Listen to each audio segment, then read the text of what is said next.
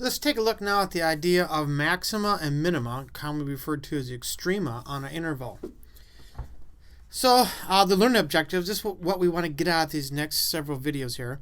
We want to build an understanding or understand the definition of extrema of a function on an open interval.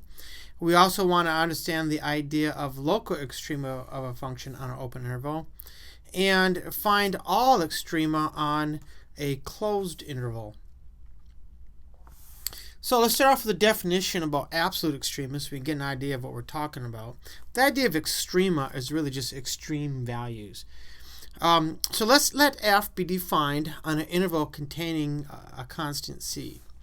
So f of c is the absolute maximum of f on the interval if f of c is greater than or equal to f of x for all x on the interval, which I just referred to as I. So let's just say we have this interval, we're going to call it I.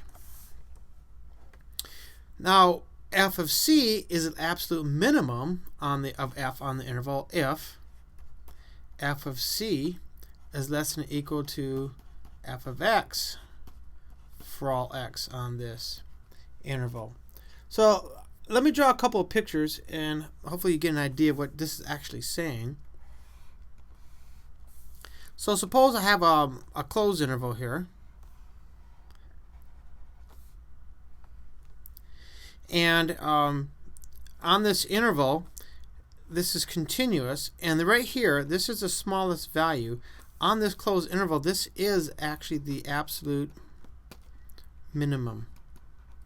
Up here, this is the absolute maximum.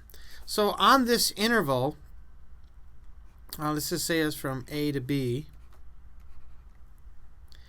f of c, which in this case would be f of b, is the maximum. There's no values bigger anywhere on this interval. F of a, so now my c is actually a, is the smallest value on this interval. There are no smaller values on the interval. Now, if I had something that perhaps looks like this, let's see, how about if I come up from negative to infinity, go back down to negative infinity. Here, there's no min at all because it's going to infinity. But right here at the top, this is the absolute max. Nowhere from negative infinity to infinity, this is the entire number line, nowhere is there a value bigger than right here. If I was looking at an open interval that perhaps looks like this, this has neither.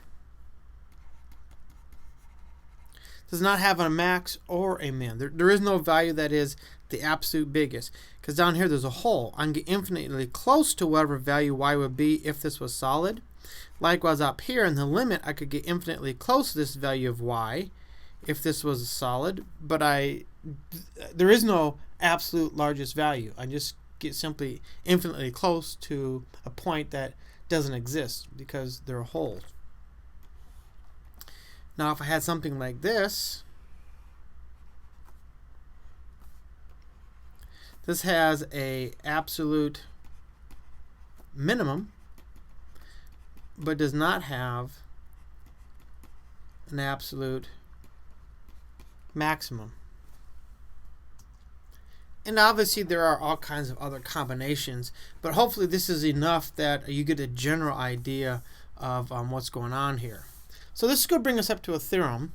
And the theorem says if f is continuous on the closed interval from a to b, then f has both a minimum and a maximum. It has to. And you can see that from this very first one I drew.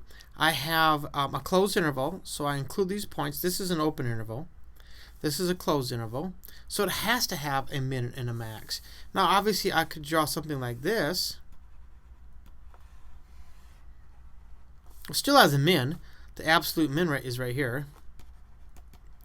And the max is right here. So if this is a closed interval and it's continuous, then it's got to have a min and a max. There's absolutely no way around it.